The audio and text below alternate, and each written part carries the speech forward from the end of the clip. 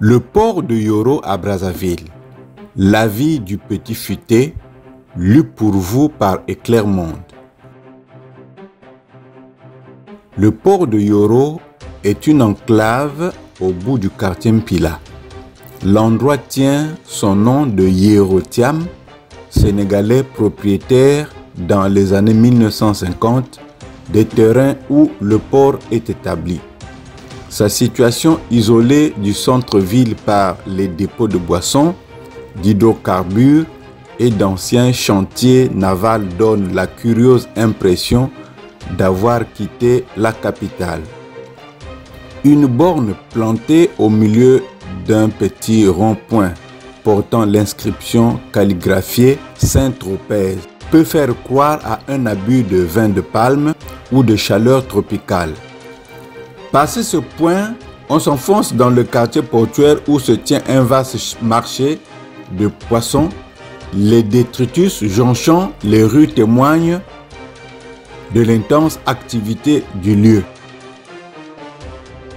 Le port, passé un poste de douane qui ressemble à une cabane en dur abandonnée, est installé le long d'une anse au confluent de la Tiémé et du Congo.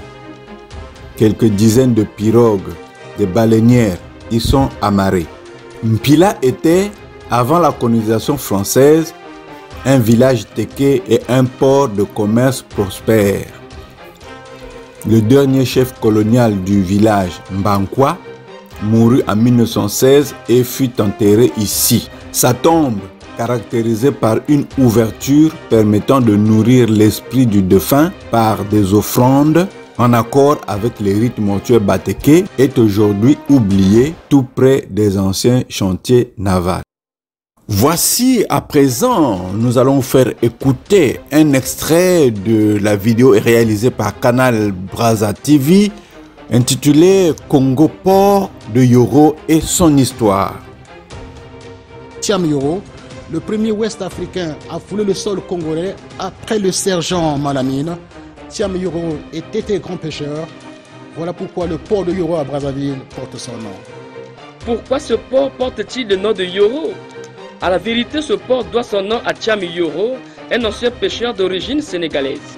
À l'époque, les locaux ne pratiquaient que la pêche à l'épervier sur les petites pirogues.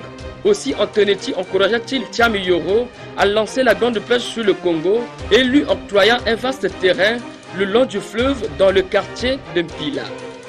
Thiam Yoro commença ce travail où se trouvait l'ancien abattoir à Mpila. À cet endroit, il initia les Congolais à la pratique de la pêche fluviale.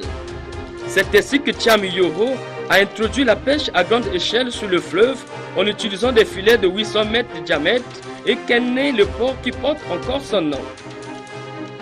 Fin de cette information. Merci d'avoir suivi cette vidéo. Il ne reste qu'une seule chose à faire. Clique sur le bouton j'aime et abonne-toi maintenant à cette chaîne de voyage intégral si tu n'es pas encore abonné. Soutiens-nous de cette manière car cela nous fait énormément du bien par rapport au travail que nous effectuons en ligne. Merci infiniment à vous tous qui soutenez la chaîne Éclair Monde.